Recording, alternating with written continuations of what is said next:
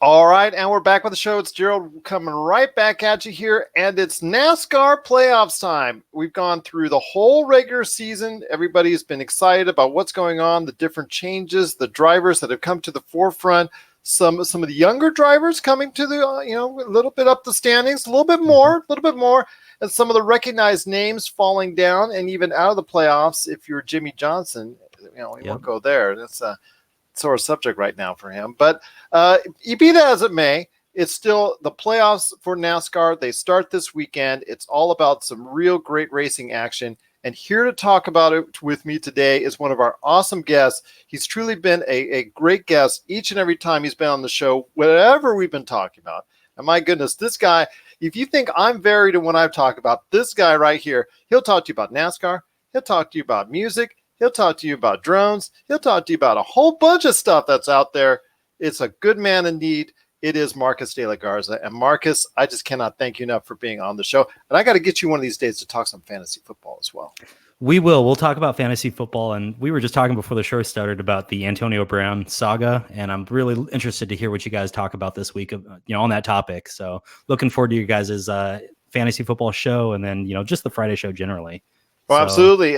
Jason Dutch from the Voice from the Underground. We talked about the latest allegations on Antonio Brown. That's upcoming in our episode 4. If you get a chance to check it out, I hope you will. That's available on Anchor, but also as well, it's also available on the Pop Culture Cosmos and Inside Sports and Voice from the Underground and all those great networks as well. And, it's just an ongoing saga, from the Raiders to the Patriots, now a lawsuit. Yeah, it's just, and we can't trouble seems to follow him around. Yeah, and we can't forget the fact that he hired a social media strategy firm to help get him out of Oakland. So that, things get real fishy there, and you start getting to conspiratorial waters. I just don't know what to make of this entire saga. So let's leave it behind and let's talk NASCAR. He left $29 million behind. There you go. Let's go ahead and talk about NASCAR. But it is going to be a great weekend. And in fact, NASCAR is coming back to my home right here in Vegas. They're going to go ahead and have the South Point 400. I believe that's under the lights coming up this weekend. Just really interesting to see how this is going to play out as far as the first race for the NASCAR playoff season. All right, let me give everybody a real quick breakdown of what's going on and who's into the NASCAR playoffs right now. It's Kyle Busch, Denny Hamlin, Martin Truex Jr., Kevin Harvick, Joey Logano, Brad Keselowski, Chase Elliott, Kurt Busch, Alex Bowman, Eric Jones, Kyle Larson, Ryan Blaney, William Byron, Eric Almirola, Clint Bowyer, and Ryan Newman. I mean, that's a pretty good list. Couple surprises for me in Eric Jones and Ryan Blaney in there, but for the most part, it seems like a very good field that's going into action this weekend. It is. It's a great field, and you said it at the forefront here. We've got a lot of young drivers in the playoffs this year. I mean, just looking down the list, initially you see Chase Elliott, and it's a guy that's been in the playoffs, last year. But he's a younger driver, and he's a newer personality, and I think he's the kind of driver we want to see in the playoffs right now. Looking further down the list, his teammate Alex Bowman in the 88 car. Good driver. I think he came into his own this year. He had that one win. I can't even remember where that was at. Do you remember off the top of your head? Not off the top of my head. I could look it up real quick if you need. Yeah, I'm looking. Well, here, I've got it. I think it was was it the super speedway win? It was at Chicago. He had that. Okay. It was kind of a Chicago win. Okay. Yeah, it was that fun win at Chicago. But you keep going down that list, and then you obviously run into the Ryan Blaney's, the William Byrons, and even Kyle Larson to a certain degree. He's been around a lot longer than the other guys, but I mean, he's still a younger name in the sport, and I think he also deserves to be in the mix when we're talking about young guys. So does that mean that there's going to be an inevitable change of the guard? Because some of the stars at the top are still at a very young age, considerably, from the old days of NASCAR when the top drivers, Petty, Yarborough, Pearson, all that, they were driving until a very old age or an advanced age as far as in their late 40s, things of that nature. Here you still have drivers that are in their late 20s, even early 30s, actually dominating the sport at this point in time. The problem those guys are going to run into, and it's going to lead to the changing of the guard, is financial implications. The contracts that these guys, the older guys in the sport, or the guys that have been around a little bit longer in the sport, are under, are heavy hitters when it comes to financial payouts. The teams are able to, go out and sign guys like Ryan Blaney, Daniel Suarez, William Byron for a much lower entry point into the sport. And so these guys might not age out, but they might, get bumped out because of pay rate. And that's something to consider, because the whole NASCAR landscape has changed over the past 10 years, because 10 years ago, it was all about being that face, going ahead and being able to be in those commercials, being able to bring in all those sponsorships and things of that nature.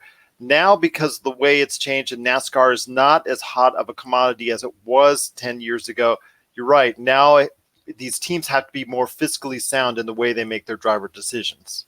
Absolutely. And I mean, these younger drivers are kind of changing the way that these teams are looking at their traditional sponsorship agreements for the drivers as well. You see the young guys, Blaney, Byron, even Suarez to a certain degree, using Snapchat, Instagram, and interacting with fans much differently than the guys, of yesteryear have been doing. And that's, I don't need that facey space, man. I don't need that. Yeah, dude. And so you'll see there's going to be a huge change here as far as driver presence. And I mean, we're starting to see even guys that have been around a while. Paul Menard announced that he's retiring this week. And who is coming into his place, taking his spot? One of my favorite, Matthew Di Benedetto. Too funny. Yeah, dude. The people's driver. He's done really well this year at Levine Family racing in the 95. Bob Levine, the owner there, has had nothing but wonderful things to say for him. They kind of got into a weird situation where the Toyota crew wants somebody else in the ride for next year. And so Matt Di Benedetto wasn't going to have a seat at the 95.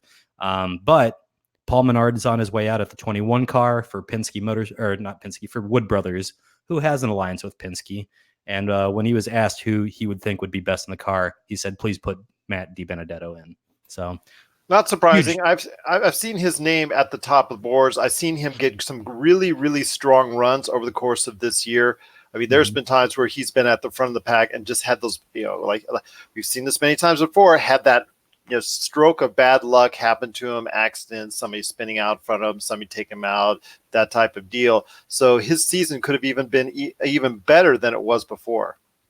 Absolutely. You look at it, Di Benedetto had, I think it was like 3 top 5s this year or something, one of which was a second place finish at Bristol that he probably should have won, and he got into it with Newman, trying to pass Newman, and he ruined the aero on that car, and Denny Hamlin caught him and passed him at that race. But kind of been on the receiving end of some bad luck this year, but a really strong driver. I think he's improved leaps and bounds, especially with the crew chief he had this year. It's Denny Hamlin's old crew chief. This is a guy that I think is poised for explosive growth next year. You'll probably see the 21 car in victory lane at least once, maybe twice next year. Touching on this subject a little bit deeper before we go in and head into your picks on who do you think is going to come out on top as far as the playoffs, and some dark horses as well, I want to ask you this question. Jimmie Johnson, he had a chance. He was leading the race in Indianapolis, and unfortunately just didn't materialize for him. That was his last gasp as far as trying to make it into the NASCAR playoffs. But unfortunately, he's an also-ran at this point in time. And I know that's a tough break for him, but we've seen this before in the past, 2-3 years now, where they've changed teams, made changes, said this is going to be a fresh start, changed crew chief, all this whole 9 yards, sponsorships, things of that nature. Still, nothing seems to be working at this point in time. Is it over at this point in time as far as him being anything relevant in NASCAR? I don't think it's over, but we've got a rough couple years coming up. If you're a Jimmie Johnson fan, you're going to have some highs. You're going to have a lot of lows. I think we're starting to see his meteoric rise, come all the way back down again. The man won 5 championships in a row, and he was the best that there was. And he was on Dale Earnhardt Jr.'s podcast this week, and he was talking about some of the rule changes in NASCAR that led to maybe his decline. One of the interesting things he talked about was, I think it was during the 2007 or 2008 season, he ran like 22 testing situations. Nowadays, it's unheard of if guys run more than 2, I think, a year. So very impressive, the amount of work they were putting in during his heyday. but I think it's going to be some rough times coming ahead for the Jimmie Johnson crowd. That being said, on Dale Jr.'s podcast this week, he made a very impassioned plea for stick with me, my fans. We're going to win one by the end of the year. I promise you that. And he went in for a while saying, this crew of guys is one of the best crew of guys I've ever had on a team. It rivals, whatever he was saying, 2007 or 2008 championship team. So I don't think he's done, but Jimmie might have to take a little bit less money next year, something whenever his contract is up. Well, it's performance based. So at this point in time, he is not performing at the level that he needs to. It seems like more and more that he's looking like one of those old aging stars that's dropping lower and lower on the standings that you and I have seen over the course of our lifetimes in NASCAR. I mean, we've seen everyone, Petty, again, Yarbrough, Parsons, Baker, the whole 9 yards. As they get to the top, they start trickling to the bottom and lower. I think Dale Earnhardt was the only one at an advanced age was able to go ahead and still compete at an extremely high level. In my opinion, in regards to that. I mean, everybody else seems to have had those last 2-3 years of their career where they really just dropped off like rock and really couldn't keep up with whatever younger drivers that were out there at that point in time. I will tell you, Jimmie had a really interesting point, and it was the fact that, in his heyday or when he won that 5 straight, the cars were much more difficult to drive in the sense that you actually had to feather the throttle, you had to ease on and off the brakes. And he said, over the last 2 or 3 years, these cars, you're running full speed in the corner. If you even think about touching the brake, you're losing an aero advantage. And it's not his driving style. So he's been trying to slam a square peg into a round hole. So, but it sounds like there's a lot more parity as well. Exactly. And I think we're going to continue to see that increase over the next few years. When NASCAR introduces their next generation of their stock car, the Gen 7, as they're calling it right now, it's going to be huge. We're going to see, it should be an even playing field. I think we're going to go to a standardized chassis made by one, manufacturer, if the rumors are to be believed. And that'll really, it'll cut down on the JGRs running away with the season kind of thing. Fair enough indeed. Once again, I'm on with Marcus de la Garza. Just truly a pleasure having you on the show. All right, we've beaten around the bush a little bit for as far as the track, or actually we've raced around the track for a little bit, but now it's time to come into the home stretch. Now it's time to go ahead and get that white flag in regards to your picks to go all the way this year in the NASCAR playoffs, because again, like I said before, it all starts this weekend. It all starts this weekend here in Las Vegas at the South Point 400. So, I mean, Kyle Busch, Denny Hamlin, Martin Truex Jr., they're the solid picks here in Vegas. Kevin Harvick is just behind them. As far I've seen the money lines, a lot of money is going their way. Your thoughts on the maybe top 2 favorites that you would pick out of the list right now of 16 that's going to the NASCAR playoffs?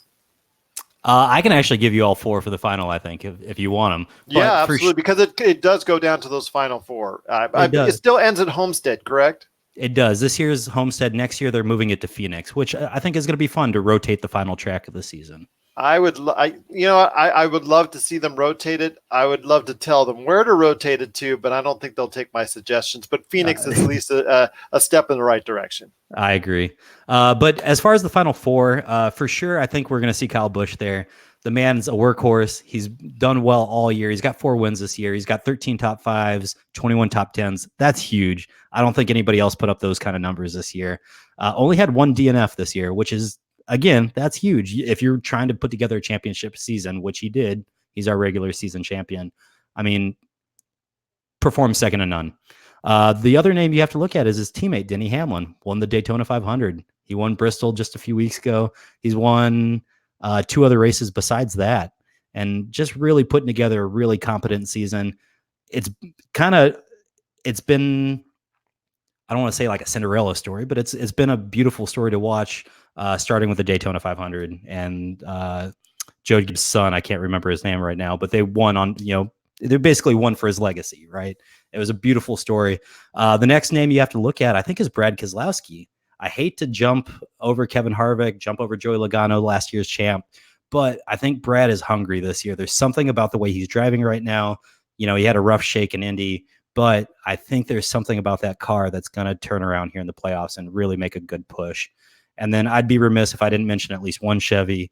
And I think it's going to be Chase Elliott in the final. I think he's going to put together something, pretty nice here in the playoffs, whether that's, win at Talladega or somewhere else, but he'll get a win and move on, and I think he might make the Final Four. Or actually, no, not might. I'm going to go ahead and call it Chase Elliott Final Four. So he's your surprise, he's your dark horse, or is there someone else that you think that might sneak into that Final Four? All right, so I'm going to play up to the Vegas hometown crowd a little bit. I already have Kyle Busch. I'm going to throw Kurt Busch in the mix as well. If I had a dark horse candidate, it's going to be Kurt Busch. That's a veteran driver at a competent team. They've kind of fallen off as of recently, but they still have all the components in place that they could string together 2 or 3 wins here in the playoffs and take the championship. I can't say you're going to be off on that because I think that's very sound reasoning. For me, right now, Kyle Busch is the heavy favorite. I think when you look at actually best place I go to is NASCAR.com. The thing I look at the most is who's led the most laps, and he has led almost by over 200 laps than anyone else as far as Kyle Busch is concerned. So I think him going ahead and coming out on top and being in not only in that Final Four, but being the one that comes out on top at Homestead, I think that's a very real possibility. And of course, he's done very well here in Vegas, so it could be off to a great start for him and his team with the M&M and all that. But I also want to say that if you look at another driver in that mix, I think you already said it yourself, Brad Keselowski. Yep. He's led almost 1,000 laps so far as well. And I think if you're looking for someone that's not won as many times as he has, but still he's got 3 wins so far this year. He did end up 6 overall in the standings, but I think he's going to be somebody that really you need to look out for as well. And I think for me, a surprise, I'm going to go a little bit deeper into the pack. I'm going to probably say Ryan Blaney. And the reason why I say Ryan Blaney, of the last 8 of the final 8 individuals that are in this field, he has far and away led the most laps. I think of someone, if he just their team, when you see that number and he's down to number 12, but yet he's led almost 400 laps this year, that tells me that the consistency has not been there all season. If they find that consistency or even get on a hot streak, because you don't even need to be consistent from one race to the next. If you win a race or if you put a couple good races together, not even back to back, you can go far in this playoff series. The only thing you have to do is be great 1 out of 2 times, once every 2 weeks. And that'll get you in that final race to Homestead. If you do that, and I think Ryan Blaney is somebody to watch for as far as the dark horse is concerned. Yeah, the only thing that concerns me about Blaney is his playoff point standings right now. He's a little bit low in the list at 2,004 points. There's only 4 dudes lower than him: Byron, Almirola, Boyer, and Newman. Kyle Busch is sitting at 2045 just based off of stage wins he got this year, plus bonus points for winning races. That's going to be a high bar to overcome when you've got people like Hamlin, Truex, and Harvick who are at most 17 points behind. But if he wins early, it shoots him right up there. Absolutely. And that's to your point. I think that, if Ryan Blaney can pull it together here and just like you said, not win, but be great every other week, you're right there in the mix. Absolutely. I think that's the key. No DNFs. If you get a DNF, that could really hurt you, especially this time of the year in the NASCAR playoffs. But right now, Kyle Busch, here in Vegas, the money's on him, and I'm not surprised. But look like you said, for Brad Keselowski as well. And, there's so many that it seems to me that the top drivers, you can never count out a Truex Jr., you can never count out a Harvick, you can never count out any of the great stars are up there. Joey Logano, he surprised not too long ago when he won his championship. So, there are names there that really could do very well. Chase Elliott, I know you talked about him. Is he going to go ahead and bring it up to that higher level? You see where he's at in the standings. You see that he's performed. He's got a couple wins under his belt now. Can he make that step further? Do you think he can go ahead all the way? Kurt Busch, you talked about. Yep. We'll see. He's got that 1 win. Can he find the consistency over the course of time? To me, it's just great to see at this point in time, because now it truly means something. Now it's important. Now these drivers seem more focused more than ever. Absolutely. And that's, the playoffs kind of give you some clarity, right? And we hear that from sport to sport to sport, that all of a sudden you buckle down and things that actually matter are actually the things you're doing for the first time all season. Could you imagine if they did that all year? But I want to mention something real quick. And Of you course. mentioned the DNF situation. Coming down to the end of the season, DNFs are a really big part of where you end up in the standings. And I just want to take a moment to recognize, number 16 and number 17, Brian Newman, Daniel Suarez. They were battling in Indy on Sunday, trying to figure out who was going to take that last slot in the playoffs. If you look at their numbers, top fives, top tens, they're largely the same. Laps led, Suarez led more laps. However, Suarez had 2 DNFs. Brian Newman didn't. Those points make all the difference at the end of the year. And that's where, you need to make your case for you have to be great at all times in order to put together a playoff season. And that actually speaks to the entire team, not just the driver. When you have those DNFs, could be something that was done as far as, or could have been prevented by the team. Mm-hmm. And so that's something that takes place there. Not just a driver having an accident out there, it could be a mechanical issue or what have you.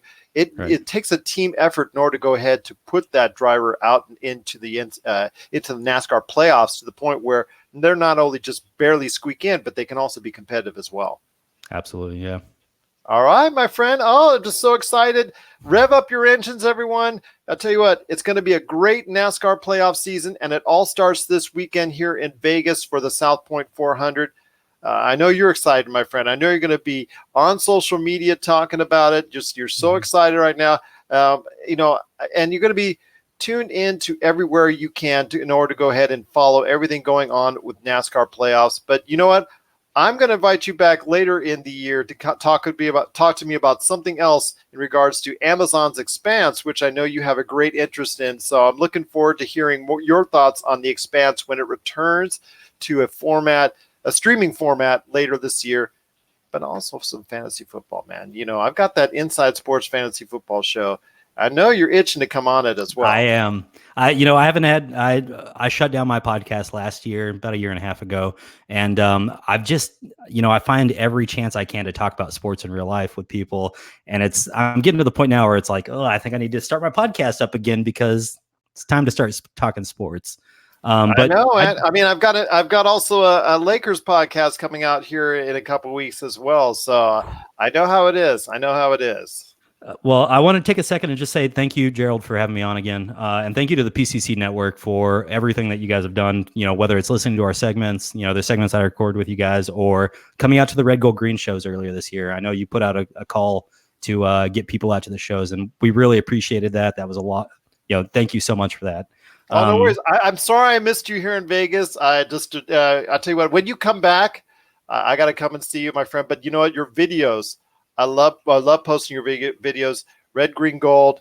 When you guys are in the middle of your videos, everybody needs to check out Red, Green, Gold, because I'll tell you what, it's a great flow, the rap, but it's also the fact that there's a nice beat to it. The fact it looks like you guys are having fun, I think, is what comes across to me the most. Yeah, and that was a really interesting experience. I've known those guys, since 2009, and I've been been friends with them since. And I got a phone call earlier this year that said, "Castle, we're going on tour. We need help on social media, videography, photography. We need a driver and a stagehand. Like, can you come help?" And it was just like, "Yeah, you guys have done so much for me throughout the years. Of course, I'll be there." And it was a really interesting experience. I loved it. I can't wait to go do it again. We'll see if we can get out on the road again. So, well, absolutely. I wish you guys the best. Your music is awesome. I think more people need to listen to it because I think it's something that it is definitely worthwhile. I wish you continued success. You know what? I got to drop by and talk some drones as well. So, the magic of drones and that's going on. I think people just need to at least get it up to date or kind of like an info on why drones are so exciting to watch. Absolutely. I'll come back maybe in the next couple weeks or a month or something. We'll talk about drone racing because I'm getting into drone racing. Had my first race back in March, took second place. It was a lot of fun. But it's one of those things. I think NASCAR and drone racing league are going to go hand in hand over the next few years. It's kind of funny to say that you've got one running on the ground, one in the air, but I think you could do some crossover events. You know, the infield's a great place to throw up a drone track. So there you go. There you go. I know they've been working with iRacing as of late to as far as that popular sim. So yeah, definitely NASCAR is trying to do things to reach outside the box in order to get more fans to come to watch NASCAR, because of late they need all the help they get. But now is the best time of the year for them because it is NASCAR playoff season. And I'm just so excited for him, my friend. And I know you are as well. Yep. All right. Well, thank you again, Gerald. All right. Talk to you soon on that. Thank you so much for being part of it. And as always, I'm just so glad to have you right here on the Pop Culture Cosmos. Thank you. Mm-hmm.